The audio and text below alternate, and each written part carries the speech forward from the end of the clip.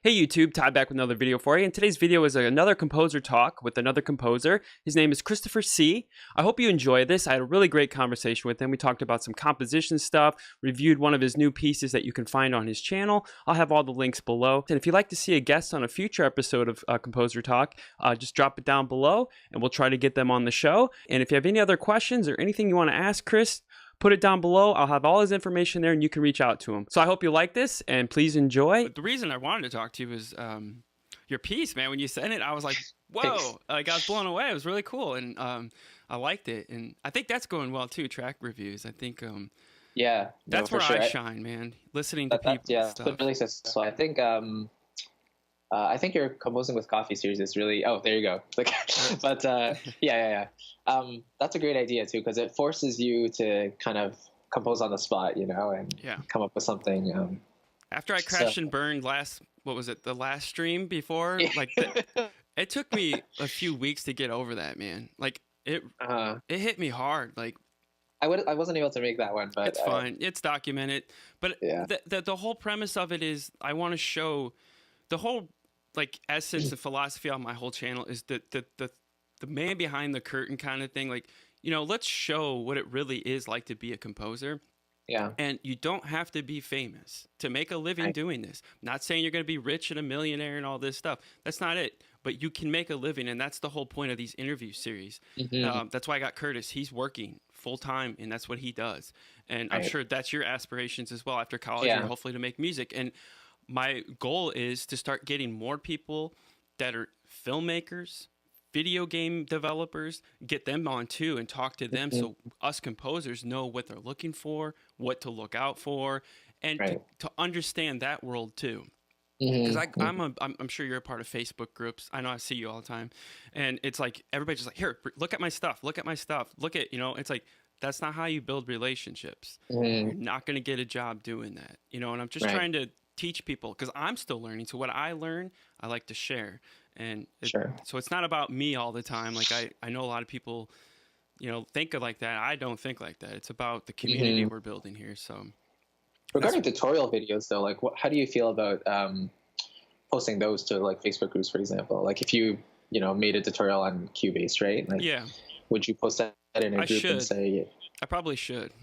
I don't think that'd be a bad idea because I don't know if you know, but I just posted a snippet of the new track I'll be releasing tomorrow on a group, and then people are asking, will you release a breakdown and stuff like that. So I think that way it's not a terrible way to at least get your name, at least known in a couple of groups here and there, right? But if you're self-promoting, yo, bro, sub for sub or something. You've seen it. I've seen it. We know. And that's exactly. Annoying. I don't do that.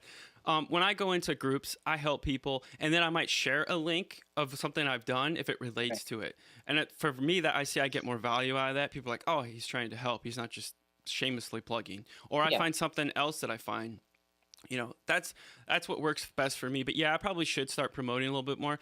I'm just more of an organic, I'm telling you, my channel is blowing me away. Like the whole thing, this is out of my expectations. This is not what I was like, man, I'd be lucky if I get 1,000 subscribers. That was my goal, 1,000. And I think a year ago I had maybe 300 subs. And then just over after I did that template video, how to make a template, I got some explosion there and then a couple other videos. And then it just skyrocketed last fall. And it just blew me away. And the thing about subs though is it's not always about the subs because people will sub to your channel, but they don't participate, which I'm finding out. I have 1,100 some subs, and it's we have 16 people in the chat, and at the live streams we have 10. It's not about numbers for me. I'm just saying though. So don't get all. That's another thing is numbers and clicks and likes, and don't get all hung up as a composer too. It takes time to build an audience and a community, and especially when it comes to finding work too. You're not just gonna, hey, look at my stuff and here's my link and think you're gonna get 5 jobs. Of course. Over time, once you build who you are and people, oh, he does that, I want that. And that's another thing I want to talk about. Since you're an up and coming composer, I'm sure I don't hear it too much in your music, but people are falling into the Zimmer trap. I gotta sound like Hans Zimmer. I understand we kind of have to do that. You gotta have to do some of that stuff. But you got to put your spin on it, you know, and Yeah. because that's what you're going to get hired for. And the thing Right. I always talk about, like portfolios, make sure you put tracks on there you want to get hired for. Because if you put that track on there that you hate doing, you're going to get a job for that. Right. So, True. Yeah, no. I think when I first started, I was a singer-songwriter. So it's like when I was 15, 16. yeah. And honestly, I didn't even have a style. Like I couldn't even put a name to it or a genre to it. It was basically just like acoustic piano, some vocals. So maybe easy listening, maybe Yeah. light pop or something, you know? It was only when I talked to a couple of people, they're like, oh, I could hear this in like a church setting or like in a in a praise thing, and I'm like, oh, that's Gospel. Yeah. So it could be kind yeah, of maybe gospel. I'm like, yeah. okay, maybe I'll change it up a little bit. So I incorporated some electric guitar and whatever, tried the rock thing a little bit with stock Ableton guitar sounds. It sounded really fake, but and then let's see. Yeah, and then went into uni for piano performance. So I'm in my last year now, graduating in April. So Nice. yeah, and then I think it's really this year where I started to push toward actual composing without lyrics, because the actual bridge from singer-songwriter stuff to this film composition kind of thing was my song "Believe," which is like a Roger Federer tribute song. Yeah. So it had elements of musical theater, and well, I guess it was basically musical theater and kind of like Disney-ish kind of style. Yeah, I can hear that inspiration, the Disney thing, because your track that you sent. I could hear Nintendo. I could definitely hear Nintendo, and then I hear the Disney stuff, which is cool, man. And I like how you blend them together. Right. Thank you. Yeah. I mean, those games, the Super Mario Galaxy games, and those are the only games I really ever played growing up. Because like Call of Duty, you know, all those games, those had great soundtracks, but I just never really got exposed to them as a kid. Right. So yeah, I couldn't really combine those. I mean, now I could always listen to them, but yeah, I mean, after writing that, it's like, yeah, you really just think of what your own sound is going to be like. I think if I tried to be like John Williams, then I feel like I'm a fraud or something. Yeah, you know? rip off. Yeah, exactly. Yeah. So it's good to learn that stuff, though. It is good to dive into it and try to imitate it, because there is going to be a time in your career that someone's going to ask for that. You know? And it's up to you. It's like, oh, do I need the gig or do I not need the gig? And it's up to you. I mean, it's your career. If you want to be labeled as, okay, he can do Alan Silvestri, or, you know what I mean? Whatever. You know, Absolutely. That's okay. I mean, that's okay. And maybe you just don't put your name on it. But I think it's a good practice to do that, because then you learn new tricks that you might be able to steal and make it your own. Like Alan Silvestri, big influence on me, because like growing up for me, Back to the Future was my thing. Like I have the poster back there. Wasn't Star Wars. Okay, most composers, it's John Williams, like that's their thing. For me, my route's really weird. It was Back to the Future. Back in my mind as a kid, I knew I loved the music, but I didn't really think about it. And then I got into guitar. Like I was like 5th grade. I played a guitar, and I was just like, this is it. Like it just hooked me. You know, like, and I didn't know what I was doing. And I didn't get a guitar until I think I was in 7th or 8th grade. I begged my dad for like a year and a half. Can I have a guitar? He's like, no, please. And I've always wanted to play a musical instrument, because I remember when the band, you know, the band orchestra stuff came to our school. They used to do this, I think in like 4th or 5th grade, to show you, hey, this is what you can do when you get to 5th grade. And I remember seeing an orchestra. I think it was the high school orchestra. You know, I was probably in 3rd, 2nd grade. My mind was just blown. I was like, whoa, this is the coolest thing ever. Because I was raised in a household, no classical. I didn't hear classical music growing up. No, it was all rock music, like Leonard Skinner and Journey, you know, Jimi Hendrix. And like, this is what I was listening to as a kid. But for some reason, I always just in my mind, like, that's just what I was always attracted to. And so, yeah, like I said, 7th or 8th grade, I finally got a guitar. I used to play baseball. I was a sports guy, very athletic. But once I found guitar and got a guitar, that was it. No more sports. And I was into music. And all through high school, I just wanted to play guitar and be in a band. Like that was it. That was all my aspirations. So I didn't do very well in high school. Not like your typical kid. Like, I want to go to college. I got to get straight. I hated school. I got C's, D's, and F's because I didn't do anything. I Right. tried 1 year, my senior year. I actually did all my homework. I made the honor roll. I think I got like a 3.5 GPA. Nice. So anyway, yeah. So I mean, it's not that I'm stupid or I can't do it. I just like I didn't. I'm one of those people. Like I'm a slacker kind of thing. Right.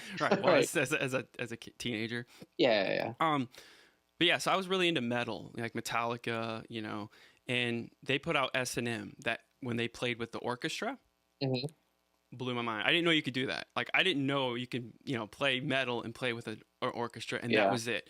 Once that happened, it led me down orchestral stuff. Right. I think I went to the store and I bought like the best of Vivaldi, Mozart, and I was just listening to classical Wow. music like forever. And Cool. like some of that stuff did absorb into me. I hear it when I write melodies on guitar. The trill thing, I think I was talking about it Yeah. yesterday. They do a lot of like Mozart. He always emphasizes the one on his melodies. Right. It's really bouncy, and I started Yeah. doing that. And it just these things, you know, you just kind of absorb Yeah. them. Yeah. For sure. So that was my path. It was really weird, but more of a guitar player, and I always wanted to be a guitar player. And then I think it was the film soundtrack to Dead Man. I probably don't know the movie. It's a Johnny Depp movie, very Okay. rare. Neil Young did the soundtrack. So Okay. it's all like just guitar with like slides and ambient. It's very unique. And Mm. when I heard that, I was like, oh, as a guitar player, I can score films. Like this is Right. cool. And so that kind of bug was in there. Interesting. Yeah. Yeah, but the whole film thing for me just didn't really happen until about a couple of years ago. Like, okay, I think I want to pursue this, you know? I've always been like you. I wanted to be like in a band, singer-songwriter kind of. I've always been attracted to singer-songwriter kind of stuff, like just a dude in an acoustic guitar singing.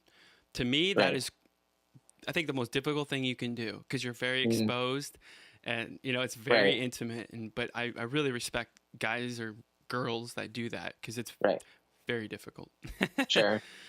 Yeah, I think with piano, it's a little easier because you could hide behind the keyboard, but Yeah. you It's like you a can still drummer. sing and stuff. But It's yeah, like a exactly, drummer. a drummer too. Yeah, They hide Drummer, behind the drums. songwriter. They don't have to interact with the audience as much. And Yeah. being a guitar player, I used to play gigs for my old work. We used to have like every month we'd have like these things called socials, and the company we formed a band one time just for fun, and like every time we had one, like, oh, you guys need to play. So I was playing in front of like 200 people people I worked with that I see every day. You talk Right. about nerve-wracking. You know, it's like, Yeah, but sure. Yeah. but every time I did it, man, like the world just went away, and I was like, this is what this is what I should be doing. You know, Right. not sitting in a cubicle all day. You know, Sure. I should be playing music. And so the bug hit me again, and so I was doing some like hard rock stuff, just me, my guitars, and I had a couple of amps, and I was using I was a Logic guy, and I was using Superior Drummer.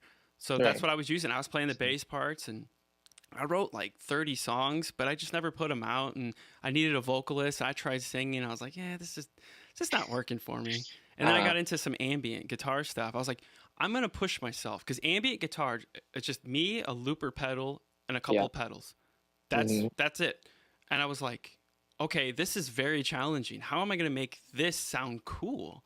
Right. And so I did it, and I was putting videos up on YouTube, and I was like, whatever, just for fun. It was like more of an exercise for me. Let's see Right. what I can create in 5 minutes with nothing planned. Let's great. just see what Yeah. happens. And I would record it, and sometimes it was good, and sometimes it wasn't. So Right. that's been my path. I mean, it's been really, but I think as a musician, if you're a musician, a composer, whatever you want to call yourself, you have to do these things because you take little things, little nuggets that you learn along the way. And somehow it comes out in your music. In some way, Right. you're going to use that, like that ambient thing. I actually got a guy got on the Discord channel. He was in a pinch, and he's like, "Hey Todd, I know you play guitar. Can you put a couple things down Yeah, for I this saw track?" that. Yeah. I was like, "Dude, this is the coolest." Yeah, man. And but For like sure. he's like he needed it in an hour, and it's like when you're doing ambient guitar stuff, it's like you got to get the sound just right. And his track was very synthy. It was like Blade Runner-y. I was like, "Dude, you don't need any more stuff, you know, it's like you got enough synths and doing it." But he wanted the melody in the beginning, so I did 5 notes, but I was like, I wanted to do more for you, man, but like, you know, it just takes time Right. to get sounds. And he's like, no, Yeah. dude, that's cool, that's all good. And I'm like, perfect. So I was like, you don't know when your next job's gonna come, you know. And that was cool. Yeah. And it kind of got me like thinking. I was like, wow, that I need to do this more. And like you said, am I putting guitar in my tracks? I'm not, and I should. I need to find out how to do it. You know what I mean? Like, how do I make orchestral music with a guitar and all that kind of work, Right. find my sound. So Does Cubase have good stock guitar sounds? never used them. I just prefer to use real guitar. See, Okay. that's another thing. Like I'm starting to push myself too, is like putting real tracks in my tracks to liven it up a little bit. Of course. But I don't have anything. That's the thing. And if you've noticed any composers that's actually kind of doing this, they start buying real instruments and start recording them, and that's what makes their tracks sound just even putting a shaker. You'd be surprised how much realism it brings into your track, Yeah. No, shaker's probably one of the most effective actually, because there's no way you can do a shaker perfectly, right? No, you can't. So it's definitely going to have that human feel. Like if you have a perfect shaker, it's more likely it's going to sound more synthetic, right? And less exactly realistic. So, do you ever have you heard of? Sorry. Go ahead. Have you heard of the Recording Revolution channel? Yep, Graham.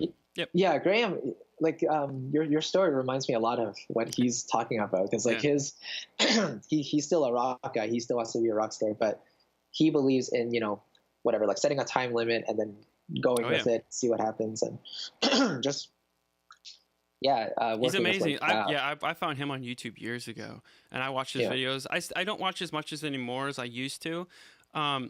Like there's a thing with me, like I'll absorb all the information and then I just go do it. I have to do it. I'm a go-doer kind of person, hands-on, because I'll just sit there and just watch video after video, and I'm not doing anything, you know? And it's like, no, I just got to do it. And then somehow it all is up there and it just comes out. And then if I need something, I'll go back and reference it. But yeah, Graham, I used to watch his videos when I was doing the rock thing, and I used to watch his mixing stuff because it's like, I don't know how to mix. And that's another thing about being a composer today, which is different from how it used to be. Like John Williams, he would just go see the film once, go back to his piano, write the themes out, write it on paper, and then, some guy would help him orchestrate, or he would do everything, and that was it. Yeah. He'd hand it off, let the orchestra play it, bam, he's done. Right. Nowadays, we're everything. Our job is even more difficult because now you're writing the music, now you're producing the music, now you're, and it's just like, we wear like 50,000 different hats, and you're not even getting paid. Is what you should be getting paid for doing all those jobs. Yeah, you know what? You say it's more difficult, but at the same time, it's more fulfilling too if you enjoy the process, right? Exactly. And it's good to be able to know how to do all that. So, I mean, for me, I think I was talking about this yesterday on the stream, but for me, I come from the old world. I'm like in that weird, like, I know the new technology. I'm old enough to remember the old kind of thing, but I'm not old enough that I remember the internet and all this stuff. I kind of grew up with the internet, you know what I mean? Mm-hmm. So I'm in a weird situation or culture or whatever you want to call it. Cause I relate to young people. I relate to old people, but like, I'm still not in either camp. You know what I mean? I'm like kind of just in the middle somehow. And, so yeah. And, like I said, we would just sit, put the mics up, and play the song. Yeah. Mm-hmm. We didn't have digital recording and all this multi-track and all this stuff, which is great. It's beautiful. But it also sometimes stifles your creativity because you have so many options. And for creative people, having too many options can do that. For me especially, like I'm one of those people, like I kind of have to have a set perimeter, and then I go do like Graham when he puts his time limit on himself. That's me. I'm one of those guys because if I don't, I'll just procrastinate and tweak it. Nope, it could sound better. It could sound better. Right. Nope, and I'm one of those people. I'm a perfectionist, and as a creative, you got to get over that. Just I'm learning. I read this book, Austin Kleon, How to Steal Like an Artist. If you're creative, check that book out. I'm telling you, it's a really short read, and it opens up, like if you're creative and having difficulties with stuff, it really makes you think about it in different ways. Then he has another book called Show Your Work, which is another good one for us musicians, how to show our work without being spammy, you know what I mean? And actually put value out there. And I learned a lot from that, and I'm trying to implement it here and there. Cool. So yeah, I mean, it's just, so I just think but yeah, for you people that just grow up, like, the younger people that grow up with this stuff, it's just kind of second nature to you. You don't think about it like like how I do, kind of, I guess. No, I think definitely when I found Graham, I had no idea what mixing was or what it, and then as I watched some of his videos, it kind of inspired me to keep going. Because like, first of all, his online presence and his passion in his videos, it's so evident from the start, so that in itself hooks you in. And then his techniques are just really practical and powerful, and it kind of demystifies the whole process, right? So that kind of made mixing seem like, it's a doable thing. I just have to learn the right way to do it, or the right way to do it.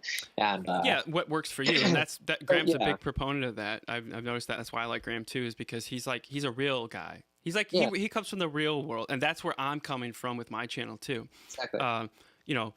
Like because most of us are not going to be famous. I'm just, Right. 99% of us are not going to be famous, dude. No one's going to know who you are. Nobody's going to care. But you can still make a living doing this. Because I met so many guys and ladies, that are, I don't know who they are, but they're like, yeah, dude, I make music full time and I make money and I have a family and I'm like, okay, I want to do that. How are you doing that? Tell me how to do this, because this is what I wanted to do forever. I always thought, I fell in the trap. You got to be famous. You got to put a record out and, sell millions of copies to be famous, to make a life in music. No. Right. And the thing you got to think about is you got to have multiple income streams. Do multiple things, do some mixing, do some composing, do library music. Find another thing outside of music that can make you money. Right. And that's where I'm at right now. So like right now, most of my income is going to be coming from freelancing from my career that I had, that I'm just now freelancing. And then I'm trying to make money from music. Like I said, I got paid once, and that was the gig I got off of my own Discord channel. Like I actually got paid to do music, which was amazing, because I've done a couple short films for free just to get a portfolio together. Yeah. So I felt legit now. I'm like, oh yeah, I've made money, but I'm not going to stop there. It's like, of course, my goal this year was to actually score a film this year. I'm in talks with a couple of, filmmakers, but if anybody knows how that goes, it's like, they'll tell you, oh yeah. And then like 7 months goes by, a year goes by, and like, hey, what's up, man? I'm over here waiting. Right. Oh yeah, we're going to get there. So that's another thing you got to deal with. And then talking with Curtis, he's a video game guy, and I was like, I never thought about doing video game music. I never even thought about it, And I was like, so I started listening to it, and I was like, okay, that could be an option too. Is that where you're going more for, video games? Are you kind of open to both? Right. At the moment, I'm still trying to build a portfolio, and that's crucial. I think the influences are just coming out through what I put out. So, it would be nice to eventually maybe work for Disney or Nintendo as like a pipe dream, but no, it's not a pipe dream, man. You can do it. Anybody, this is another thing I want to demystify with I can't do it. You can do anything. Think about it. Anybody where anybody is just like you and me, but it takes work, man. It takes hard work and dedication. It might take you 30 years, but you might get there if you don't give up on your dream. Another good thing what you can do is find out people that are doing it right now. Get connected. Say, hey, I'm an upcoming composer. I see you work for Disney or Nintendo. Hey, can I shadow you? Can you mentor me? And that's another thing I'm trying to. I'm 36 years old, and I'm trying to find some mentors. And I got a couple, online that I follow, and some channels I watch on YouTube, and they're kind of like mentors. And we've lost that as composers, because if you think about John Williams, he was mentored by a real composer. He sat there every day next to a guy and watched him play, watched him write, watched him do all this stuff, and learned it. Because John Williams didn't become John Williams until he was like 44 years old. People forget about that. Nobody knew who the hell John Williams was until he did Star Wars. And he was like 44 or 45 years old. Right. So think about that. Interesting. So you guys that are 20 years old, 21, don't sweat it. It takes time. Imagine me, like guys like me, and I know a lot of people on my channel are my age that are like, they did the thing. Like, okay, I graduated college, I got a job, I got a family, and then I'm just sitting there in the back of my mind going, yeah, this isn't working out for me. I want to create music. I'm the same way. So for you younger people, don't worry about it. Don't sweat it. Just keep moving along. You're going to have to get a full-time gig, whatever, do some freelance work, do it on the side until that pays your bills. But don't give up. And because I did. Like I said, there was like a couple of years there I just didn't do anything. And I felt it. I like my learning, so I felt like I had to start over and learn over again. Right. But that's a good thing. I like learning. It's a good thing to get challenged and pressured and be inspired. And like you said, when you watch guys like Graham or another one that really inspires me on YouTube is Dirk Eiler. I think I can't pronounce his name. The dude I've heard of his channel. Yeah, I think you probably. He streams on Twitch. The dude just knocks out songs. And same with Daniel James. Like he's another one. He really inspires me too. And those dudes just knock out tracks within like 2 hours, man. It's like, yeah. But they do it every day, and it's like if I did this every day, all day, You know, it was my Right. job. I'm sure I would get there too. And so that pushes me another thing. Because like when I do those compose, I'm very slow, and that's why it takes me a while. But a lot of times I just go into it blind and go, I'm a discovery composer. Mm, I just kind of compose. And that's what I wanted to ask you too. I wanted to kind of talk about your process. right. Like how do you get started? Because I like from your track, like I was just like, how do you begin to write something like that? You know, for me Right. it's foreign, and it's just like it just blows me away. So I was Sure. just curious about how Yeah. you did that. No, definitely. Yeah. So for me, the best app on my phone has to be voice memos. If Yes. you, so, Every musician um, uses that. I have some. I don't use it as much anymore, but yeah, when I lay down acoustic lines, so yeah, yeah, great app. yeah.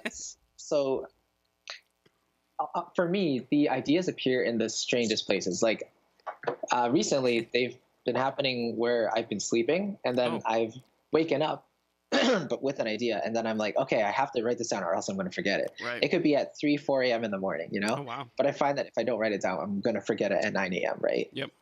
So either I record it into the DAW right away and then go back to sleep, or I'll just pick up the phone and just whisper it into the phone. Cool. And usually it's some sort of melodic idea. Like it Yep. could be strings, it could be winds or whatever. So in this case, that track, the first thing I thought was da da da da da, and then I was like, if after that I do da da da da da da da da da da, then that's already kind of traditional. That's kind of boring, right? Yeah. So I'm like, okay, I want to expand it a little bit. I wanted to take it past the octave. So so from that low D to the which is an E, then you're that's already a ninth, right? Yeah. So I think that in itself makes it slightly more catchy than if we just went back down, restricted it back to the octave, Right. or within. So stuff like that. So that's what I recorded in, just that little idea. Okay. And then I was already starting to hear like the instrumentation stuff inside. Like I want this to be a string line, and then in the bottom I want dun dun dun dun dun dun, dun and then staccato strings. And so I think after I got that, then I started to think of the intro and what it could be like. And then I was like, okay, this is very Mario sounding. So what game would I want it to be applied to? And of course, the only games I know are Galaxy. So I'm like, as Mario flies into the galaxy and lands, that's when the music blasts, right? And so that's I remember that, yeah, from the track, yeah. Yeah. And and I'm like, okay, I want this main melody to repeat in the horns, and Cinebrass is perfect for that because I just brought Cinebrass like 2 weeks ago. It's a great library. A lot of professionals use. Like I said, I switched over to Spitfire, but I'm missing my Cinebrass. I'm thinking about putting it in my template. Right. They're just so playable. They're just so playable. And the Sony sound, like I really want to make another review on that, but like I think that sound really sells itself. It does. It's amazing. So I think for my style of music, it's perfect. It's perfect. I'm also considering like Spitfire symphonic strings, but I just don't know like how much I need it right now because I have Berlin, but I also have cinematic studio strings. So I think you're set for what you do, for what you compose, for what I heard. I think you got the sound nailed because you got the cinematic studio strings that give that cinematic, that high kind of thing, and then the Berlin strings. I've heard really good things about them. I've never used them, so I don't know. I only have Berlin woodwinds. Love Berlin woodwinds. I think for me, they're the best woodwind library. Mm-hmm. But I'm using Spitfire, and they're pretty good too. But I'm just like, I might need to put my Berlin woodwinds back in. I could just write with them. They're playable. So I don't know. I'm guessing strings are like that too. Berlin strings. Berlin strings are more. So the section size they recorded, it's like 8 first violins, like 4 or 5 seconds, I think. Okay. And so generally smaller than a full symphonic size, but larger than a chamber size as well. So you kind of get that perfect balance between too small and too large, right? So it's a kind of in between medium, which I really like. So sometimes usually I'll layer CSS with Berlin just to let it cut through a little more if I needed to. Mm-hmm.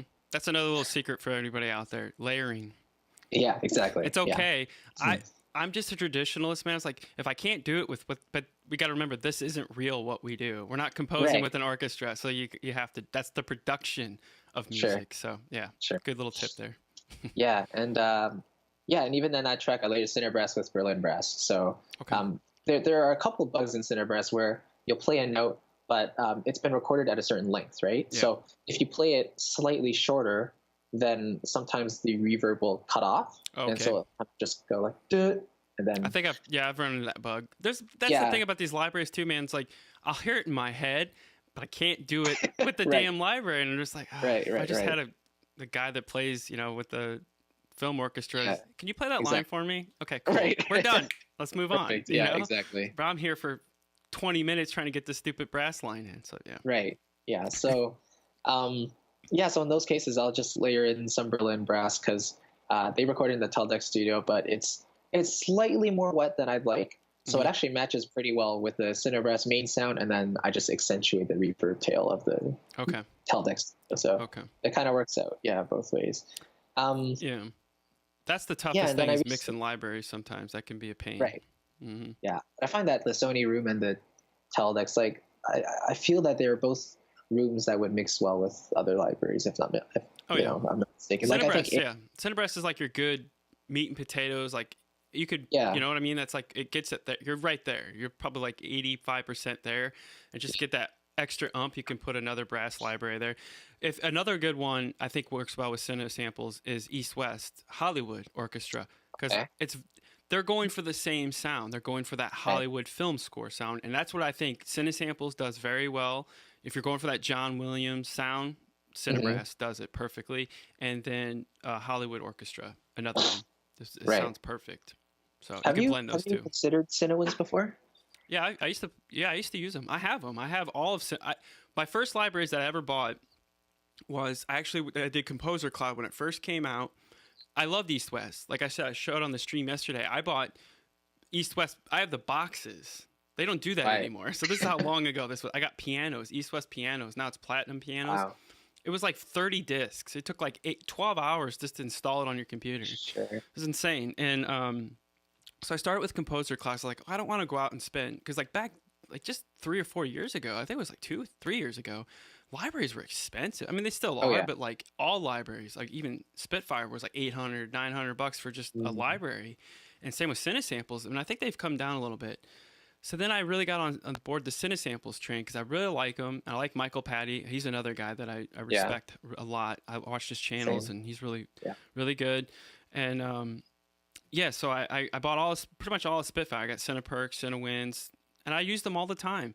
And then I found Berlin Woodwinds, and that's what I use. So I use Cinebrass with Berlin Woodwinds, and I could never find strings that I liked. I got Cinematic Studio strings, which I like. They have that cinematic sound, definitely, but they're not good at other things, sometimes. Right. Very niche, But I really like Hollywood strings from East West. They're just your meat and potatoes, bread and butter, they work. And I've heard some guys mock those up all the time. I'm not a big fan of Cine strings. They're very hard to program. I don't know. For me, they're just hard to program and get to sound right. But they have the bite, man. Like if you're doing staccato stuff, so they're a good layering library to layer if you want that bite. Like if a library doesn't have it, put those under it. So I feel the same thing about Cine strings. Like I think the samples themselves are they used to be very noisy as well. Yeah. So they were very, like you said, in your face and present. But I think another good layering one is Last, right? Because it's very dry. One, but I hear everybody talking about them. Yeah. Like I said, I come from the school of like, dude, make work with what you got. Like Graham's philosophy. Yeah, like he's very like that. I'm the same way. If you can't make this sound good, dude, you're not going to make that $1,200 library sound any better. Learn the library, learn how to make it work. And a lot of guys get stuck. They just go out and run out and buy the newest library and go, if I just get this library, I'll be better. No, you won't. Learn the one you have, master it. And if it's not working for you, then look for the library, what you're missing to go complement that. That's how I do it. And so that's my philosophy, and that's why I try to teach here, because as the young guys coming up, man, I was guilty. Like you just start buying libraries left and right, and I'm trying to save you money. Exactly. and heartache, because it leads nowhere. That's one thing I wanted to ask you, actually. What caused you to use Berlin more than Cinewinds now? Because I'm actually considering Cinewinds because of its sound, or like the Sony sound, but I'm just curious on your take on it. When I'm using Berlin Woodwinds, man, like I just write better. They just have a sound. They just have a sound, and they play the way they play. It must be the legato transitions. I mean, I like Cinewinds too, but I guess for what I write, my style just doesn't work Okay. well. The kind of music I write, I guess. I see. And Spitfire, I'm having trouble right now. Like I was struggling with it yesterday, and 'cause I just got it. I just got it a couple months ago, and it takes months to learn these libraries. And the Right. thing about Spitfire libraries, if you don't know, or if anybody out here watching doesn't know, they leave imperfections in their Right. libraries. You'll hear people breathing, bows hitting, all this weird stuff. I get their philosophy of it. It's because that's realism, and it puts more realism into your track. But sometimes it's annoying. I was trying to do a line. I was going from I think a C D D sharp, and it just sounded like it did not. I was like, dude, this does not work. I was doing like a thing, and it just sounded like crap. And I'm like, okay. I'm like, I guess that's cool. Now I have to gear up another library to do it, and then I put layer with that. It's stuff like that, you know. It's like if I can't even do that, because you know, in reality, maybe a violin player would do that. You know, maybe would half bend it or something. I don't know. So it's stuff like that I find with the Spit libraries that just kind of annoys me because I'm so used to Singer-Samples because their playability is pretty good. Yeah. And they clean up a lot. You'll find some stuff, like you said. Like you'll find reverb tells, like little things like that. But it's not too often. Right. So that's why I'm just so... And East-West is pretty good, too. They don't really have as much.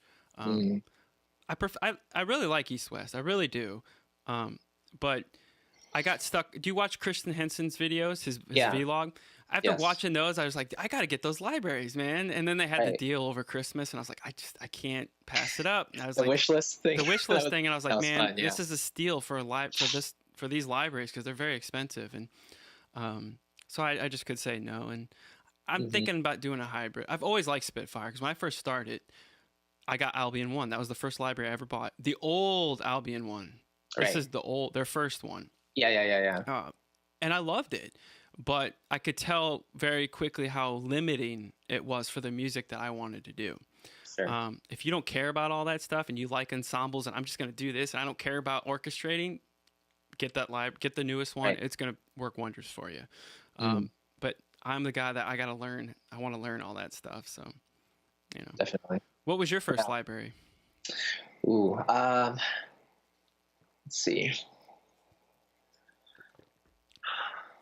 I think I really went on a splurge, the library shopping spree, around December. So I think the first things I picked up were Cinebrass and Cinesamples libraries, you know, Piano and Blue, and that's a good one. Those ones like that. And then at the same time, I bought the Orchestral Tools ones as well. So I have their all the main libraries and Metropolis books, which I really enjoy, but haven't really gone to use yet because I don't really write trailer music. Yeah, I don't either. But yeah, those were really great. And then now that I'm starting to find my sound a little more, I'm leaning back towards Cinesamples, and it's starting to tempt me to complete the collection. But at the same time, I know I don't really need it. So that's kind of the debate, you know. It just makes it easier though to make it work because once you got all the libraries in the same room, you don't have to worry about all that stuff. Yeah. Like I completed the collection just because. True, wait till Black Friday. Right. November. Right. They'll run a big sale. That's when I got most of mine. I don't think I bought any of my libraries full price for Cinestamps because they always run the big Black Friday deal, which is really good. Yeah, I got Cineperks. Technically, I could get them right now just because I have the EDU discount. But yeah, take advantage of that too. Right, exactly. That's what I did for all the Cinesamples libraries I have so far. So that's always a good thing to have. Student discounts. Yeah. I think the most prized library I have right now is probably the Berlin Woodwinds Expansion B. Because that's the soloist library that I use, and like the oboe line in that track that you reviewed, that was from there. And literally, I just played it in with Mod Wheel, and I didn't really touch it after that. Like that's the thing about Berlin stuff, man. Like it just works, right? It just works, man. Yeah, that's why I like the Woodwinds because they just work. I don't have to tweak them so much. Same with Cinesamples; they're the same way. As long as you do Mod Wheel, you're pretty good for the most part, you know. Right. Exactly. And I like how they break it out into individual articulations. I'm one of those guys. I hate key switches. But I like expression maps. My new template's just all expression maps. Hmm. I'm trying it. I'm just trying it out to see if it's going to speed up my workflow or not. But for me, it's slowing me down kind of because I'm used Hmm. to having individual articulation. So if I'm doing like eighth notes, trumpets or something, I just, and I'm done. And like, Right, right, right. but then you get the, 12,000 freaking tracks in your template. And it's like, after a Yeah, while, you can't find these things. yeah, yeah, yeah. So that's why I'm trying to get away from that because I would just sit there for like 10 minutes scrolling around like, oh, where's the one I need? And Sure. so yeah, that's a big thing for me. So I'm trying to get simplicity and just get the samples I use all the time, my go-to stuff, and Right. use that. So Yeah. it's a philosophy thing. No, definitely. I think for me, there's a lot of people and composers out there who are wondering, do I need the best stuff like the huge studio monitors and Right. a full slave stuff set up and whatever. But I only use my MacBook Pro from 2012, Yeah. and because I can't afford a full like Mac, right? So right. I use that, and then I basically produce with these ear pods, and then I mix with uh, just like a pair of $150 headphones, Mm-hmm. which are good studio headphones for that purpose. That's about what these are. These are Yeah. yeah. That's all I have, and then I have my two studio monitors. But I prefer to write like this because I can hear it and I'm kind of not distracted. So limitations are great, man. So don't discount them because you find yourself, I can't do it, so I got to make this work. And it once you have everything, dude, you're just sitting there like, what do I need to do? Exactly. So limitations are always good, and that's what I'm trying to do now is put Sure. limitations on myself. Like this is all I got, so we got to use it. Right. And I think a great benefit to headphones is that you don't need acoustic treatment, right? So that's probably I don't have any in here either. Yeah. But that's I don't wonderful. mix. I'm not a mixer. I know enough to mix a little bit, but my tracks aren't going out yet to like a big. I would probably hire a mixer if I could to let them do what they do best. But yeah, right now I'm not really worried about it. I used to have I moved like a year and a half, 2 years ago, but my old place I did have treatment up. I mean, it's just another pit hole, man. Like just put headphones on. I mean, hopefully you're gonna get a budget that you can hire a mixer, or Exactly. Yeah. do it yourself. Yeah. Personally, at this point, I mix my own tracks, but it's so much fun doing it as well because gradually you start to hear, oh, this is getting clear. Oh, this is starting to work with this thing even more, And then when you do the A/B before after, it's like it's night and day. Wow, right? So yeah, your ears, like you'll start to develop your ears, just like music, man. Like you start, like my ears getting better now with melodies and stuff, picking out because I've been transcribing a little bit, and I've noticed like, oh, I'm starting to pick out notes even quicker, and right. It just takes time, and that's one thing I say. It's this job or this career of music. This is not 6 weeks and okay, I'm John. This is 30 years. I mean, this is the long game. So, that's another thing, when you're young, you want it now. I want it now. I want it now. And you feel weird that I'm not getting why am I not like this guy or why, it's like, get away from that. And exactly. That's, I'm trying to preach a lot on my channel. It's like, this stuff takes time. It could take you 20 years, but don't give up. You're going to learn along the way, and who knows all this stuff that you put out there, who's going to find it and who's going to hear it. You just never know.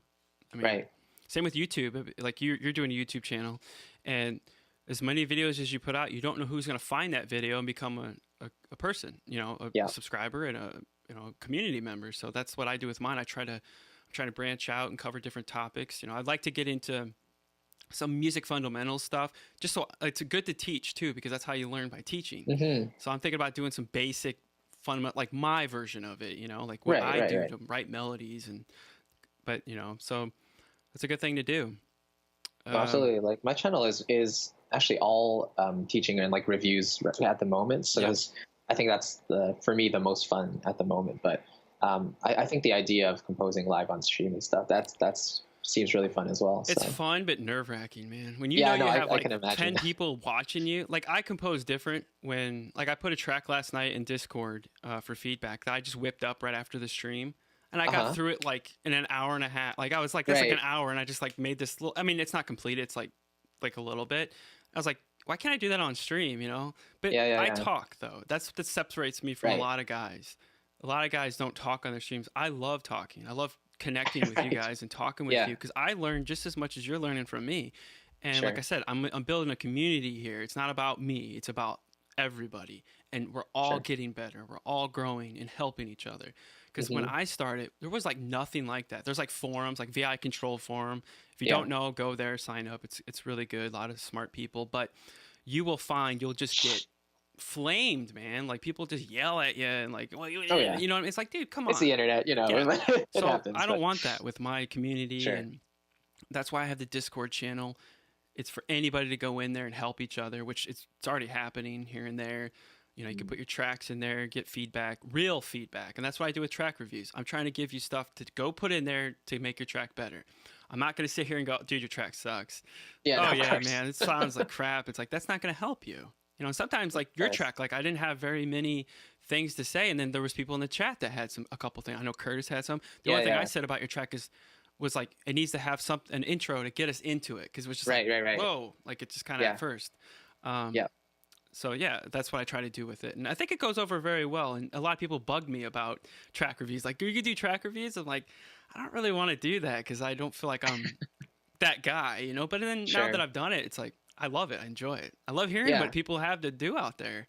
And it teaches me too of what not to do, you know? And, but composing for, not in a bad way. It's not negative. No, I'm just I know, saying, like, you know, you learn like, okay, well, that's what they're doing. So next time I write my track, let's try not to do what that track didn't work. So but composition, that's the hardest, I think.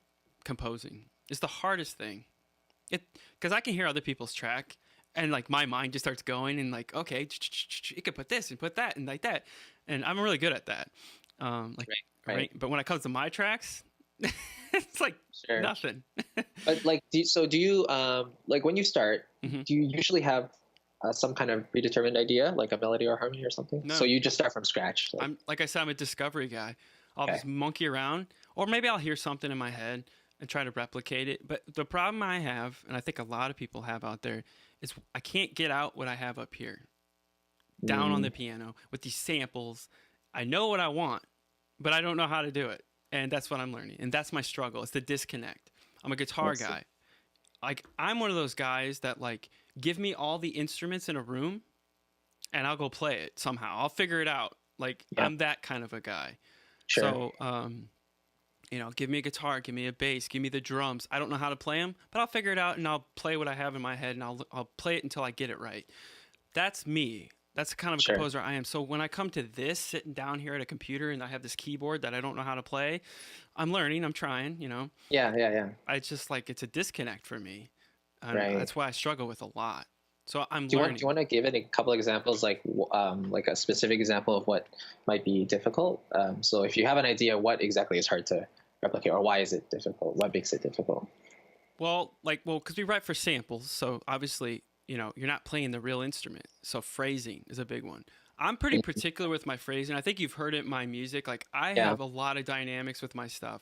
I'm just a dynamic guy. Like, I get that from guitar because guitar is very dynamic. So when I think of melodies, you know, like when I play guitar, I don't play it like guitar sometimes. It's very melodic, and I've listened to a lot of classical music, and it's just there.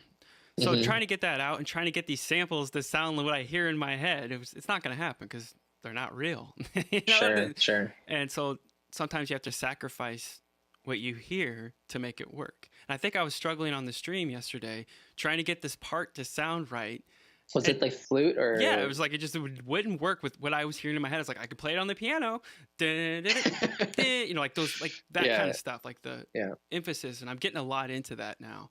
A little tip for anybody out there, I'm sure you know, when you're writing melodies, rhythm and melodies is huge. Like that was a breakthrough of mine. Like last year, one of the guys on VI Control in their Discord channel was like reviewing one of my pieces, and he's like, dude, you got to put a little bit more rhythm in your melodies, because I'm more of like real short little things, you know.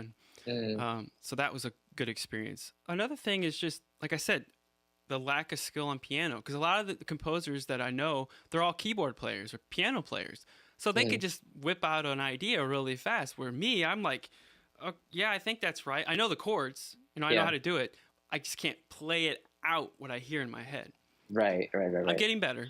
So it's one of those struggles, you know. Like my main instrument is guitar. Now I'm on it's like, what's your main instrument? What did you learn? Piano? piano. It's like Yeah, I me started at handing you a 5, so guitar. It's like me handing you a guitar and go, okay, Yeah, go write for all these instruments. exactly. No, I get it completely. That's my struggle, and it frustrates me because I know what I want. Sometimes Hmm. I vision a piece, but it was interesting what you were saying when we first started talking about how you get woken up in the middle of the night with stuff. I don't really get that. I mean, there's sometimes I remember dream. I don't really remember my dreams very often, but like I remember sometimes having music. But I'm the same as you. Is like I'll be walking, mowing the lawn, taking a shower, or just doing something that's not musical, and like the Yeah, so I it need to just start doing starts. what you do, singing it in. I think if I start doing that more and utilizing my ideas, Yeah, I think I could write better. right. Um, but like I Because said, most of the time I just open up a blank canvas and I have my piano sketch and I just start going off, or I just grab an instrument and, oh, that that's sounds cool. Let's start building something, you know? Yeah, yeah. No, I think if I didn't record my ideas, I'd go crazy because, like, my memory, when it comes to remembering ideas, it's not that good Yeah, because, they can come up with one idea, but then something else will sound kind of similar to it. So I yeah, don't want to lose the first one, right? So it's kind of like exactly. the Always best way go to with your do it. instinct. That's one thing I'm finding out too. Don't second guess yourself when you're writing. I do that all the Hmm. time. Like, well, we can make it better. And then you're like, no, Right, actually, when I did it the first time, it was that was the best version of it. So right, I'm trying to do that too. Is stop thinking, get your head out of it. And that's right. another thing I struggle with a lot. My head, I'm thinking about it too much. Well, that just won't work. So it's one like we were talking about this yesterday, music theory, and how Hmm. people is like it's the greatest thing, and it shouldn't stifle creativity. But for some people, it does when you first learn it, because you're always thinking about it. Well, Yeah. am I doing? Is that really theoretical? And it's like once you lose that, it gets easier. Oh Um, yeah, for so sure. that's another little struggle, and it's just another thing is just not doing it enough every day, Right. getting into the habit of putting your composer cap on. Just like I said, my life's Hmm. been after October, it just kind of got crazy, and I'm trying to build a freelancing business and YouTube and all this stuff. So, and I'm a father, so it's like Hmm. trying to find time is sometimes very difficult, even if it's 10, Absolutely. 15 minutes. So, like yesterday, I was like, dude, I'm doing a live stream. Like, I'm just going to do it. I have nothing planned because I like to have a piece like planned out a little bit that I Yeah. started. So I know, like, okay, when we get on stream, we got something to do. I was like, no, we're just going to get on here again. And if we crash and burn, great. If not, we'll see what happens. And it Right. actually turned out pretty good. I Yeah. No, I think agree. it needs to, work a little bit. So I'm hoping to stream again, probably a couple days or maybe next week. We'll see my Hmm. schedule. But what do you struggle with? I mean, is there any things you're struggling with?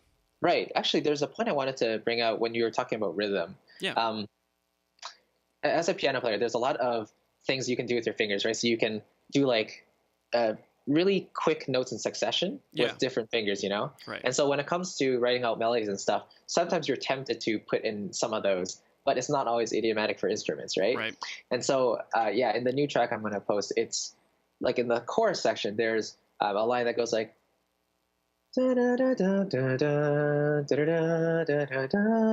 but when I was playing it on the piano, when I was sketching it, I played it like or something like that. So I added in Yeah. these extra repeated notes, you know? Right. And then when it came to actually mocking it up, it's like, these players could probably do it, but it won't sound as good and as natural, right? So Yeah. if you go with a more simple path, it's Yep. probably going to sound better and more effective, you know? Exactly. I Um, find so, problems with piano sketching. Like I can sketch out something really good, and then when I go to like orchestration, I'm learning, how to yeah, orchestrate.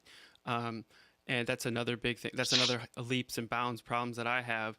But like I'll have the piano sketch, and it's like, okay, now where do I go from here? It sounds good on that piano, It's like, does it need to be, But so it's right, learning how to take those melodies or take the rhythm I have set, and then how do I apply that to other instruments? So that's right, what I'm learning too, is how to orchestrate, and sure, that's another hang up. Because like I said, most of the time I'm just grabbing instruments and starting writing in pieces and yeah, building it like anything else. But so I'm trying to push myself into writing the whole piece out with the sketch, so I have it. So I sure, know this is what I need to do. Now let's build the piece on there. Because I've seen that guys that do that, it's a lot faster for them to hmm, compose, Because now you have a roadmap. But right, like I said, most of the time that's not how I write. That's how I've never hmm, wrote. Like all my best ideas of just I improvising. I love to improvise. Like right, get me with a band and let's just see what happens, man. Yeah, That's yeah, yeah. fun for me, you know, but Sure. and I think a lot of composers do that. There's a I think I'm kind of the opposite. Like, yeah. as a composer, like I feel I have to have a certain idea before sitting down to sketch something. Mm-hmm. So that's two different approaches for those guys watching. It's like, you can come into it any way you want, right? Like, Right. so you can have a full production already in your head. You can have just a simple idea, or you can just sit down and come up with something on the spot, which is great as Yeah. well. Well, I don't believe in like Mozart or Beethoven. Maybe like they heard the whole symphony in their head. I don't buy it, man. I really don't, because I think people, you can have a jits, you know, like the top Yeah, level view yeah. of a piece. Like, okay, I wanted to do this, and then I want the middle section to be kind of you know, and then it kind of goes here and kind of goes there. I get that, because I get that too sometimes. But do you really think that they knew every note? You know, I think we romanticize this a little bit. No, dude, they're just like Sure. us, man. They just sat there at the piano for 12 hours and pianoed it out. But most of those dudes were Mhm. so good at piano, and they knew their theory, you know, left and right, Right. that they just knew how to do it. They knew the form. And that's something I want to talk to you about. I noticed you refer to it as the verse chorus. That comes from your singer-songwriter. I know that, 'cause Yeah, that's the same way exactly. I think too. Yeah. Yeah, yeah. But I'm saying, like, you know, what formats do you follow? Like, I know there's A, B, A. Yeah. And when the track review things, that's a lot of the times I hear when people are sending me tracks, it's like it's not following a form. And I remember that one we had on the first one, it was like it was a singer-songwriter kind of thing. I think it was a Middle Eastern tune. I didn't know what they were saying, but I was like, dude, if you just structured it this way and you put this here, put that there, it will be perfect. Right. And like I heard that, and so I was curious, like what structures you follow, the verse Yeah. chorus. Yeah, so for the singer-songwriter stuff, the 99% of songs follow a verse, pre-chorus, chorus, verse, pre-chorus, chorus, bridge, chorus, right? Yeah. And then for the composing thing, it kind of followed in a little way, but mostly from the Super Mario Galaxy inspiration. So the way they do it is they'll have their intro, then they'll have their verse, as we'll say it. Yeah. And then they'll repeat the verse right away with different instrumentation. So, for example, for the track I submitted to you, it was like strings in the first one, and then I had to repeat the same thing in the horns, maybe with a slight variation in chords or whatever, right, to make it more interesting. And then right after there, it'll be a bridge, which is usually a contrasting section. So like, you know, a flute line or something not epic, right? Right. Something floaty. And then after that, it'll dive into the chorus, or the biggest climax part, which will gradually descend back into the first verse, because it'll loop then, basically. Basically back to your A section. Yeah. Yeah, it's basically AABA format. It's just we call it verse chorus. Like, do you ever get hung up with bridges? Like, for everybody, I know a lot of composers like that. You could write the first section, but when it comes to that bridge, you're just like, oh my god, what do I do? You know? Yeah. And you know good what? thing to do is to follow what you've set up, like the rhythm patterns and the melody, and kind of use that in your B section. Sure. Because I struggle with it. I mean, I was curious if you did too. Yeah. No, I for this latest track, actually, I had the A section set out, and then I probably sat there for half an hour just like staring at my keyboard. I'm like, what am I gonna do? Because I don't want it to take over the A section. I don't want it to be too catchy or something, you know. So I was just, you know, playing around with it, and I followed a circle of fifths thing. Yeah. So I played a couple melodies there with the strings, and it's just kind of like a bed of music that allows the listener to kind of take a break, because the first section is all horns, so all that epic drumming and stuff. Dynamics, so, you know, like if you have it boomy in the beginning, let's like bring it down in the B and then come back up, or if it's mild in the beginning, then maybe boost it up. Yeah. So dynamics is huge in music, and I'm a big believer in that. You know, dynamics. No, exactly. And I think the bridge is also the perfect opportunity if you want to experiment with modulation. You can do that as well. So I think this new track, in a way, I was able to do it so that the bridge actually modulates down a whole step. Okay. So it goes from D major, it goes to C major, but you don't actually really notice it until it loops back to the beginning, because it ends with the C major, like dun dun dun dun dun, and then it goes down, it goes dun dun dun, so it goes to the dominant and then back to the tonic of the D. Okay. So it kind of, then at that moment, the listener's like, what just happened? Did it just go higher? But I thought this climax part was supposed to be higher than the first part, right? So I'm always good at modulating to the thing, but getting back to the other thing. That's my Classical theory helps with that for yeah, sure. yeah, You know. yeah. Well, it's But what notes are in common or what chords are in common with exactly. that key.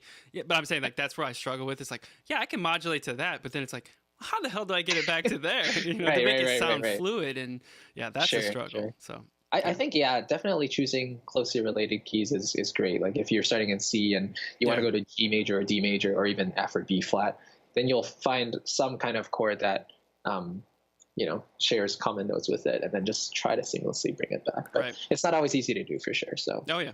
I mean, like I said, another struggle of mine that we were talking about is I usually compose by my ear, and like don't discredit your ear because you think about it. We're programmed. We know oh yeah, what music sounds like because you've heard it your whole life. You know, you know it. You know the structures. You know the chord progressions.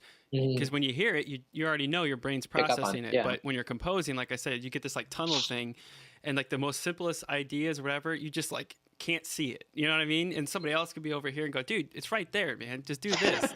And that's what happens right, on stream all the time. And like you'll find that if you do some live stream, I recommend you do it, man. Give it a shot. yeah, See okay, see how sure, you how it goes for you. Because you can get an audience there, and and I love it. I really do. I get scared though sometimes when I go stream. I'm like, oh my god, we're gonna crash and burn today. What are we gonna do? right, right, And right, right. but it's not about that. It's about the experience and watching the creative process, and getting to meet people, and and I like when people chime in and help me with the piece, and that doesn't bother me at all. I know Mm-hmm. some guys get kind of freaked out about that, but I don't. I love it. Is there anything you want to cover, man? Anything like else you wanted to talk about?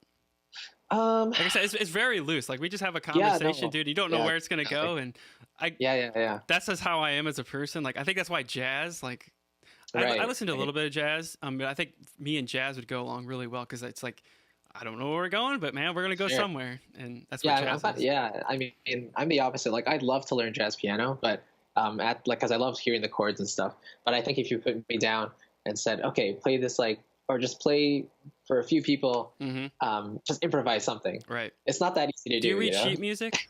Do I you do, read? yeah, yeah. That's where I've noticed that because like I don't read sheet music. I'm trying. I'm Right. learning. I'm learning. I could do the basic treble clef, I can tell you, but like I'm learning. Let's just say that. Sure. But I never was like that, and I noticed when I was in high school, I had a girlfriend. She played the flute, and she was classical. She played in the symphony and all this stuff. So she Right. was like trained, all this stuff, and I wasn't. And I always felt weird about it. And I was like, I want to be Mhm. like that. And I noticed a lot of people that read sheet music can't improvise. Right. Like, well, just give me the paper and let me play it.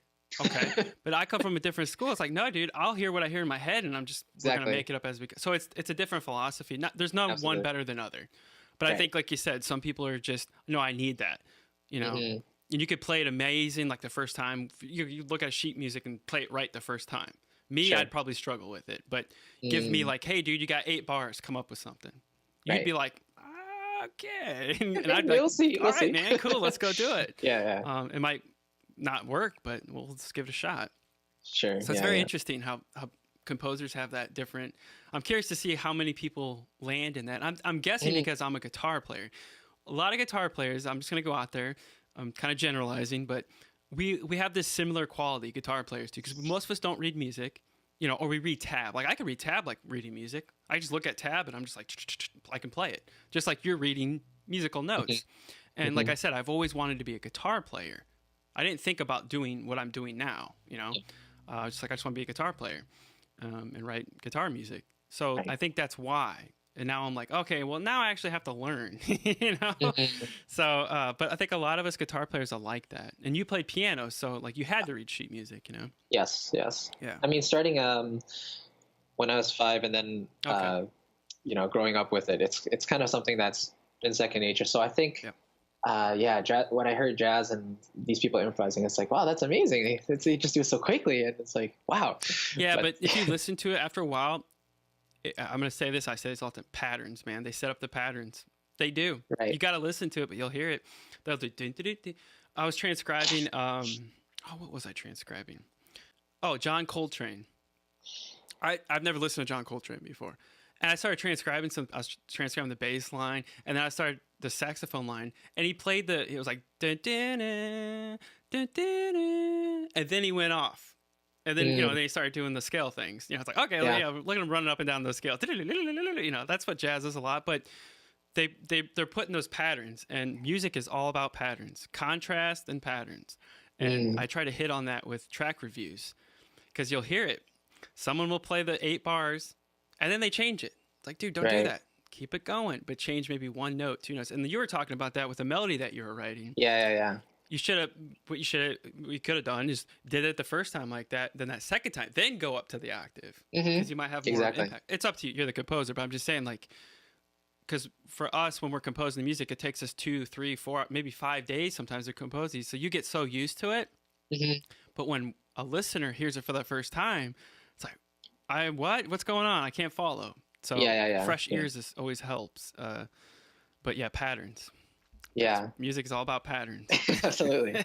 I think a danger with composing too is actually, and I find myself guilty of this every single time, but falling in love with your ideas too quickly. Oh, yeah. So especially when you come up with something, you know, like it's so amazing. It could be 2 bars, right? And like in the first maybe minute, you'll think, oh, this isn't that good. Second, and then another minute passes, you're like, oh, I'm starting to like this. Yep. But then it's like, oh wait, but what? You know, I kind of want to experiment with something different, but I'm already, you know. I fall victim to that. Then you close it for the day and you come back tomorrow, the next day, and like, what the hell was I thinking? This Exactly, sucks. Right. Yeah, we all fall that. Yeah, sometimes like I have to get distance from something, but I have this problem where like I write something and then I come back to it and I'm bored. I don't want to do it. I don't want to write that piece. But another thing for composers, and finish your pieces, even if you hate them. You have to. You got to finish every piece you do, because then you learn, well, why isn't it working? Okay, well, how do I make it work? And so I'm pushing myself too to go back to some old tracks and like, okay, let's just plow through it, you know? Right. And you know, when you compose, 80 to 90% of the tracks you're going to compose are not going to be good. I mean, they're just not going to be good. I mean, you're not every day you sit down, you're not going to make magic.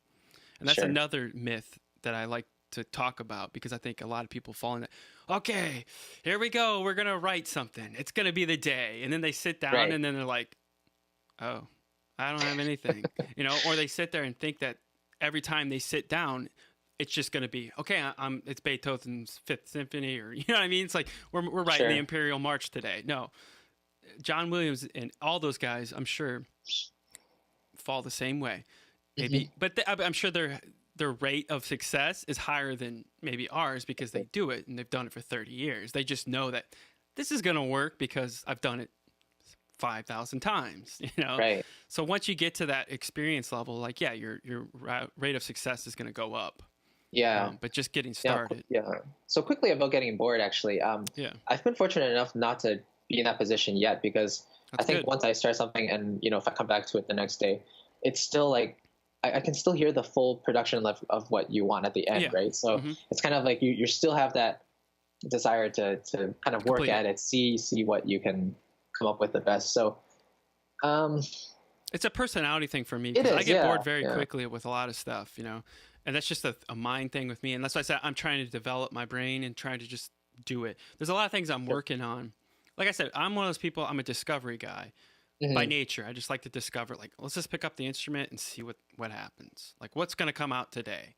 Right. And if it's good, great. Not okay. And I do that with my composing, but I think for this style of music and being a composer, you can't, like you said, you kind of have to have it mapped out a little bit. Got to have a piano sketch. And that's why I said, that's why I'm trying to do a piano sketch. I try every time, but then there's just some days it's just like, no, I'm just going to do what I do, you know? Right. And that's another thing. If you have a process that works, you know, stick with it, and then maybe try to implement new things, you know? Sure. But you know how we're a creature of habit.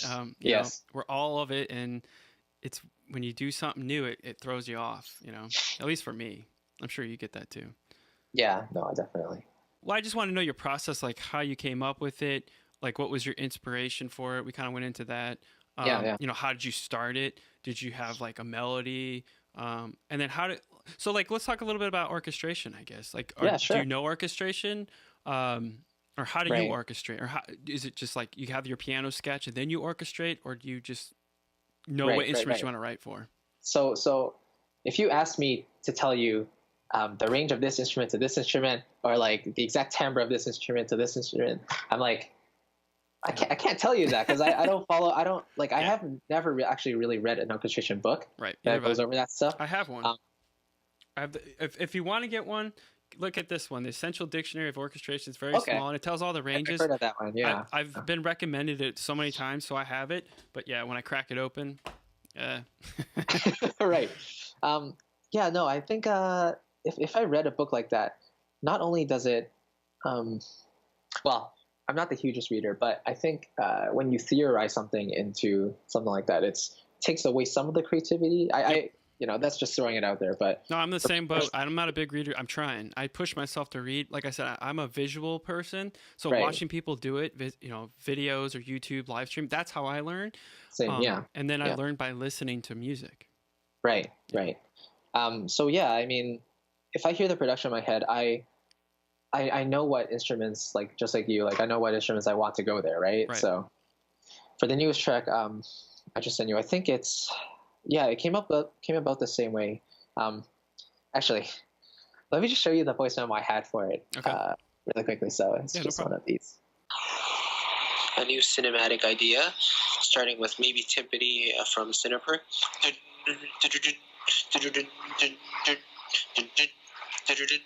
And then Cinebrass.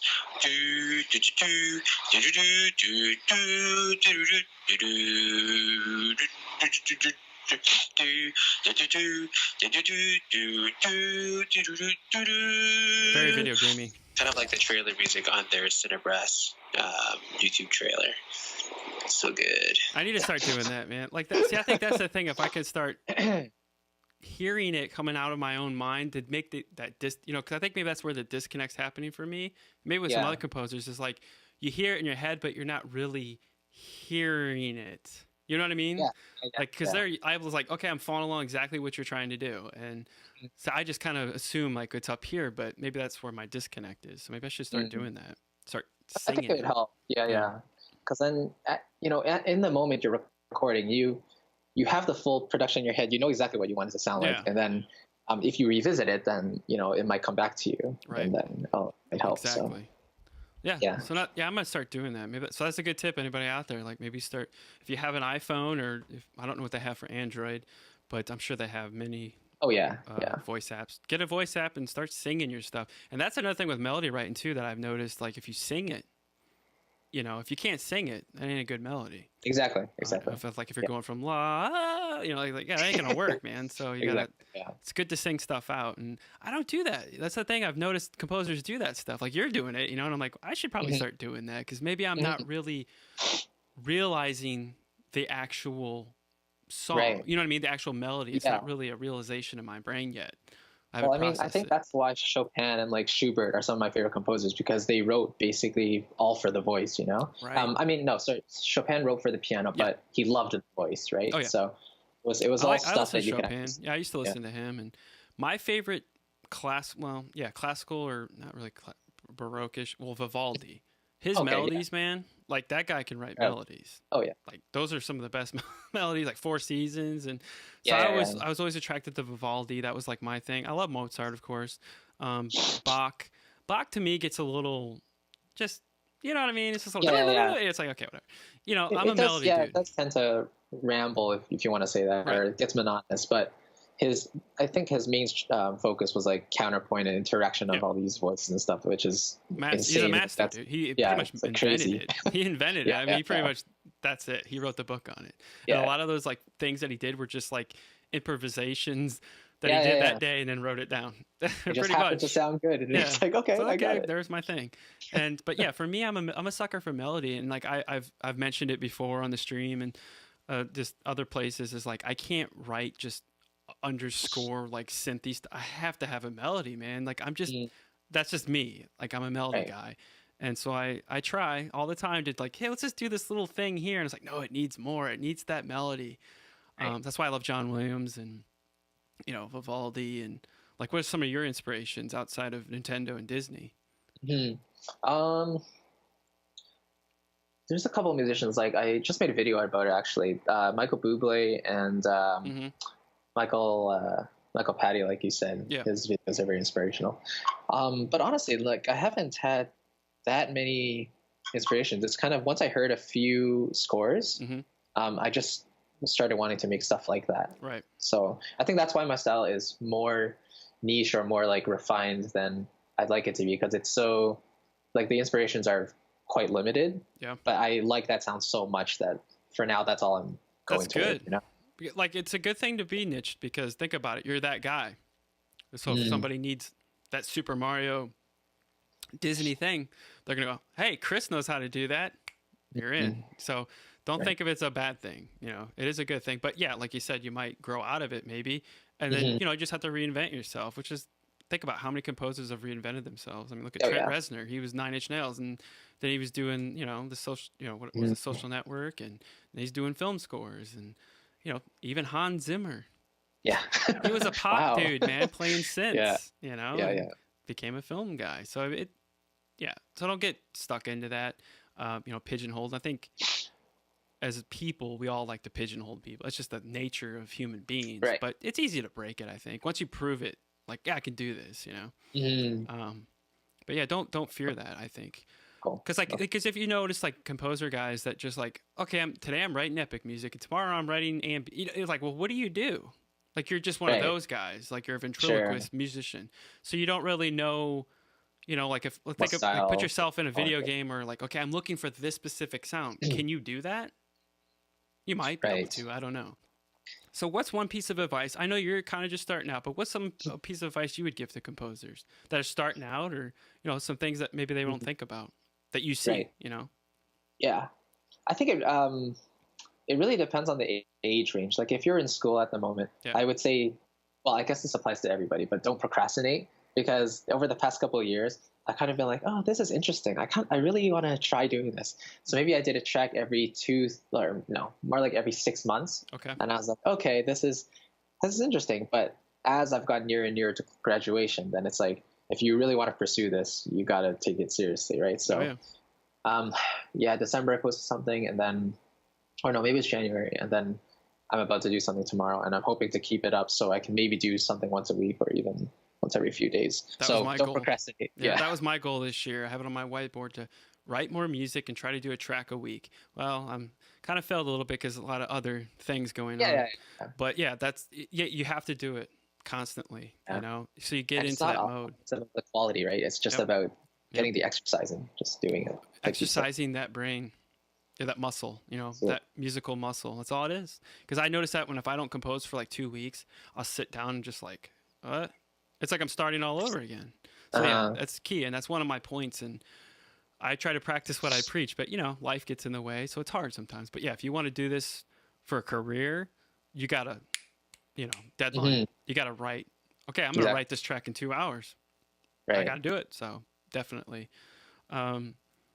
Especially since I'm starting to venture into like kind of library music, you know, that's interesting. So I think there, especially the demands of music are quite high and very quick, right? So it's you know, it's all about the numbers. The more you do, the higher chances you have of becoming getting found or getting your pieces out there. Yeah, I'm starting to looking at library music too, but right now it's like I'm just trying to write more. I mean, to be honest, like write more and finish tracks, man. You have to finish tracks. And like I said, after that stream in January where I just crashed and burned, it took a damage on my ego, and I'm like, I don't know, maybe I'm not right for this, you know, maybe this isn't what I'm supposed to. So I kind of had to step back a little bit, find myself, and go, no, man, just do what comes natural, and you know, don't push yourself to be something that you're not, you know. And if this is what you write, that's what you write, and just embrace it and go full steam ahead. So that's where I'm at, and that's why I did that stream yesterday. I was like, I gotta do one. Just do one. And it turned out. Yeah, it turned out pretty good. So, but now it's like going back to it and going, oh, okay, now where do we go from where we're at? That's the problem I struggle with too. And I think Cornelius in our Discord channel, he was going to help me with that. We just haven't gotten around to it. But any tips or suggestions for that? Like if you get stuck, or what's some things that you maybe do to alleviate that? You know what? I'll probably take 5 to 10 minute break, and then I'll come back to it and tinker on the piano, because I know if I don't play something, then I probably won't get as inspired. Like the main inspiration comes from first when I get the recording on the phone, and then after that, if I'm working it out, then it'll be on the piano. I could see that being really huge, like doing that voice memo thing. Like just from you playing the examples that you did, I'm like, oh, I'm getting it. Like the light bulb started to come on. So like maybe I should start doing that. Yeah. You know. Do you know Charlie Puth? He's a pop star. Charlie Puth? No, I don't. Okay. He's releasing an album completely based off of voice memos he did. So he's calling it Voice Notes. I think his app is called Voice Notes. Okay. And it's literally from snippets of melodic ideas that he recorded on his phone. That's cool. So it's really interesting. Did Graham just record a whole album on his phone? On his phone, yeah, or a whole song, yeah. Okay. Yeah, I haven't seen the video. I've seen the video. I just haven't watched it. So that's cool. Yeah. We're in a great age, man. Like, just think about your phone. Now you can record freaking. Exactly.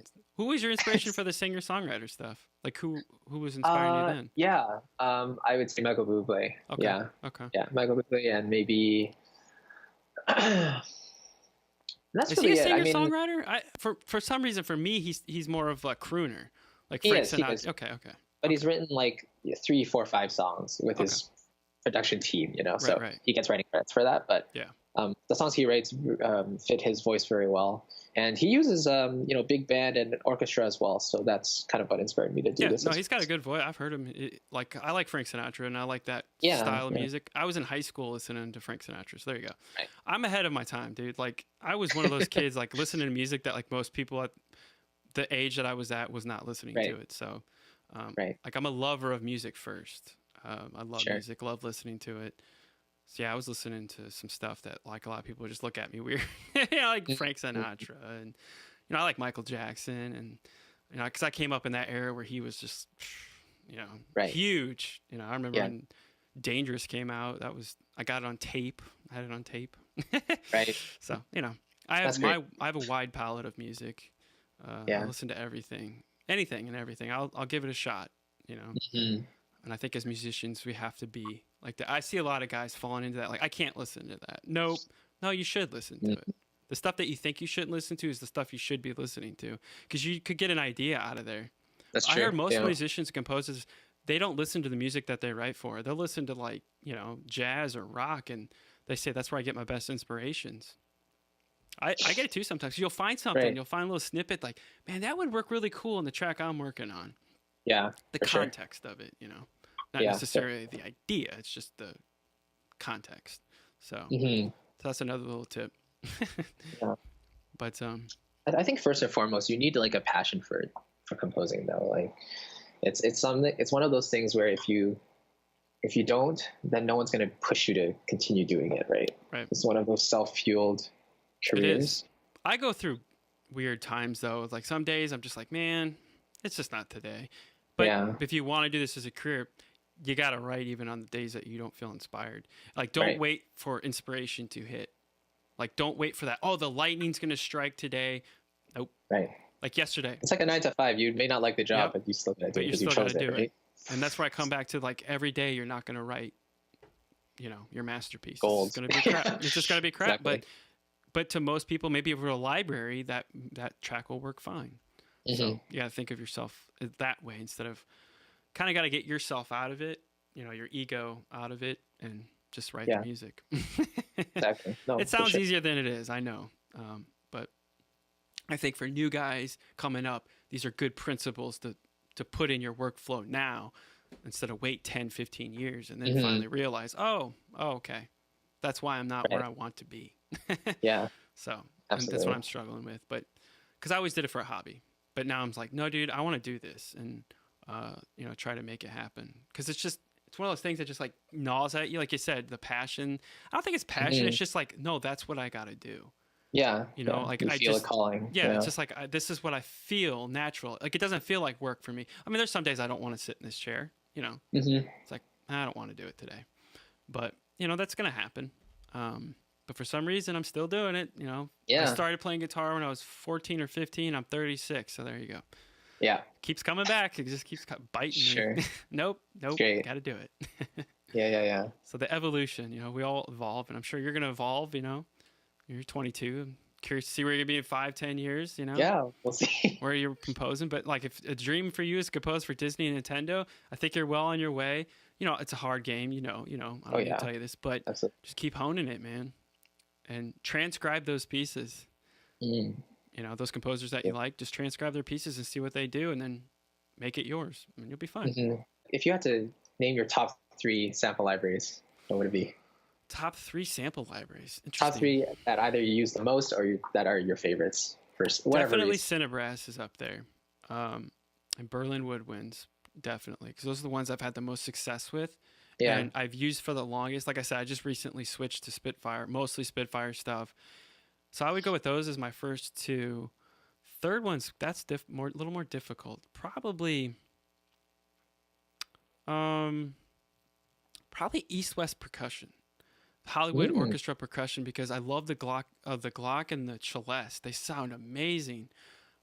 They work. Let's not say they sound amazing. They work really well with tracks. Mm-hmm. They blend really nicely. Because if you've ever noticed, sometimes you'll get like a glockenspiel or some instrument. You try to put it in your track, it just does Yeah. not work. Sure. So the one about East West is it's very soft and kind of doesn't. It's not too piercing, but when you Mm-hmm. layer it, it fits. And that's what I Interesting. find with Cinesamples and with East West stuff. They fit very nicely with other libraries. So Yeah. I would say those are my top three. And I look at sample library developers. The big three is Spitfire, Cinesamples, and orchestral, or probably top four. Orchestral Tools is getting there, but it's more or less East West. Those are like the Interesting. top three, I think, for me. Right. Because those are the guys that have been, and VSL. Well, VSL's got to be in there Yeah. too. Yeah.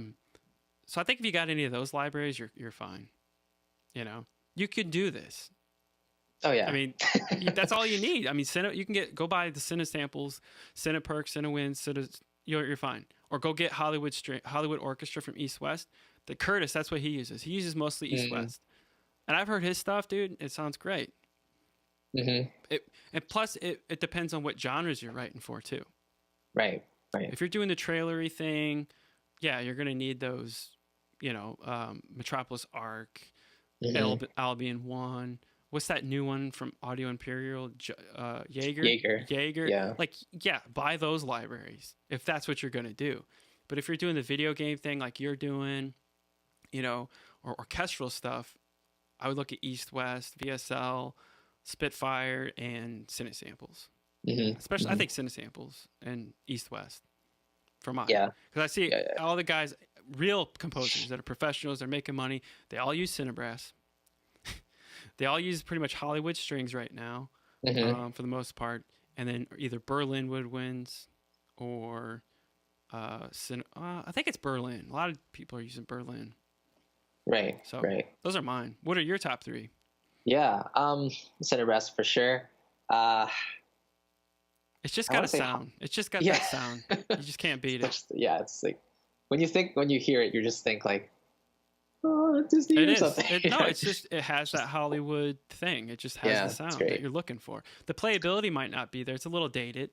But I think They're always updating it. I think It's they're like, it's updating gotten it. I so think they're much going to do better, a revamp here soon, I hope. Yeah. Well, I know Mike Patty, he tweeted out something's coming this year. I don't know what it is, but he did tweet did out he? something. Oh, that's He exciting. teased something, so I'm curious to see what they're putting out. Yeah. Hollywood Winds is another favorite. Yeah, I like them.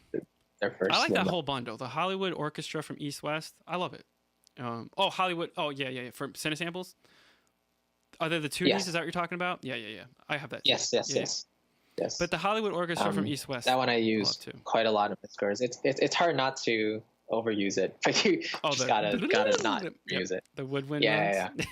Exactly. Well, I'll give you credit. That track you sent for the track reviews, you used them correctly. Thank you. I'd hope so. Well, because if you listen to John Williams, he always uses them when he's emphasizing something. Yeah. Not just woodwind runs to do woodwind runs. Right. Which a lot of people do. Yeah. For brass, I said Cinebrass, but I gotta tie it with Berlin brass. I think it's just like so. It's just so versatile, and you can do so many things with it, and the sound is great. And then percussion, I'd say either Cineperk or Berlin perk, because Berlin is more for the classical orchestral sound, just like Spitfire Redux is. So yep, I have that one Spitfire, and I have Cineperk. Cineperk I like, but there's some instruments that they're just too powerful, or Too like it's hard much, to yeah. tame. You know what I mean? Yes. I Yeah. find sometimes, but like I said, I really do like orchestral tools, the Berlin stuff. It's just they're Mhm. very expensive. Oh yeah, I know for it's like sure. especially sinistring or not sinistrings, the strings, and then you got to Yeah. buy the other live. It's like, man, dude, you know. Yeah, I live in Canada, so even though I got the 25% off, after I got the strings, it was still like 970 something Canadian. I was like, That's a commitment. You know, that's what I'm saying. That's a yeah. commitment. But from what I've heard from Berlin Woodwinds and what I heard from your pieces too, is like, okay, you know. But I'm like, I don't like to jump around. I like to buy a company and stick with it and use it. You know, like Yeah, Cine absolutely. Samples. I love their stuff, and it makes your life a little easier for production wise because it's all in the same Hmm. room and it blends very nicely. Right. But then you can layer other stuff on top of it. Yeah, I wanted to ask you, do you have a preferred solo wins library? Cine Samples or which one? Or just in general, in general. Oh, well, I don't think I have any. I'm trying to think if I have one. I have solo strings. I have Cinesample solo strings, which that one I had a lot of trouble programming to make it sound right, you Hmm. know? Like I Yeah. tried. And then I got that new alternative solo strings from Spitfire. Hmm. And just like it says, it is alternative. It's a different approach to solo strings. And then Right. I have the cinematic solo strings, which Yeah, I that's the one I liked. got. But I don't know, it just doesn't. I've had the most success with Pocket Blakis, his Okay. cello, the free one. If Right, you don't know who right. Blakis is, Blake Robinson, he has a YouTube channel. I shared one of his links for the Adventure Strings. That dude, he's a good composer. He's doing all the Battlefront Star Wars trailers. Cool. He's been doing all those, and he's in the VI Control Discord channel. So if you know what VI Control is, they have a Discord channel. Yeah. He's in there sometimes. Really nice guy. Mm. But yeah, I've seen his posts, yeah. yeah. It's really nice. But a lot of his stuff he uses custom stuff. But yeah, Mhm. um, But yeah, if you're looking for a solo wins library, I'd recommend the expansions for Berlin Woodwinds. yeah, I have Berlin Woods, and I like didn't they offer a new update up to it? For the main library, yes. Yeah, they updated it. You The can buy it. Revive, yeah. I was like, dude, I don't need this. These are good. They're perfect. They're for what I need them for. Right, But right. yeah, I'm gonna look at that. I just like I said, I subscribe to the philosophy: use what I have. Yeah, if you don't need it, don't. Because like, Yeah.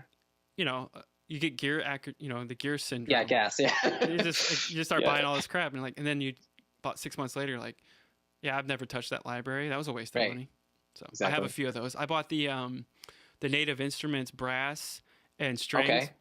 Right. I don't like them. Right. They're not usable at all. They're a step below for sure. They just Yeah. if you're doing the epic thing, the strings work perfect for that. Like this, the ostinato stuff. It'll work Yes. perfect to layer that under maybe Cinestrings or whatever to give more of a bite. And I Mhm. tried using the brass, and I was just like, I Mm. can't do it. But I Right. remember when Daniel James did Berlin brass. I liked Yeah. it. I remember liking it. And he Yeah. did Spitfire. But so far, Cine Samples, I love their brass, and then I think Berlin brass I would like too. So I think from a standpoint, I'm a Cine Samples East West guy, and probably an Orchestra Tools, and I like Yeah. Spitfire. I like some of the Spitfire stuff. Yeah. For me, I'm all orchestral tools and semi-samples. So it's Yeah, from what I heard from your mock-ups, it sounds good, man. I would stick with it. Yeah. And pepper in, if you need to pepper in new stuff, but right. master those libraries. I think you'll be fine because it's the sound that you're looking for. Yes. Yeah. And just so you know, for anyone who's watching, the latest track is going to be it's mainly Cinesamples with a sprinkle of orchestral tools in there because Cinesamples basically does everything I need in that track. So yeah, that's another thing with stick what libraries. you got. So. I know it sucks to say like you need all these libraries. Sometimes you do because certain libraries lend themselves to the type of music you want to compose. So that you get stuck in that trap too. But that's what I'm saying. The big three, I mean, sure there's more than that, but I look at it, Cinesamples, Spitfire, East West, and then orchestral tools would be in there too. You got your bases covered, I think, Oh yeah. Because you can do the video game thing with East West stuff. Like I said, Curtis, that's what he uses, and the dude's writing video game music, and it sounds pretty legit. And then if you want to do your epic stuff, you could do Spitfire, and I think Cinesamples, you could totally do epic music with the 12 horns, man. Yeah. That thing's awesome. I think it's built for epic music in the first place. So there. It's great. Yeah. Thanks for having me on today. I appreciate it. Yeah, no problem, man. Thanks for taking the time. Talk with me. We had a good conversation. Perfect. All right, man. Thanks, Chris. Thanks so I really much, Todd. appreciate it, Yeah, man. Take you care. too. Have a good one. You Thanks. too, man. Bye. Bye bye.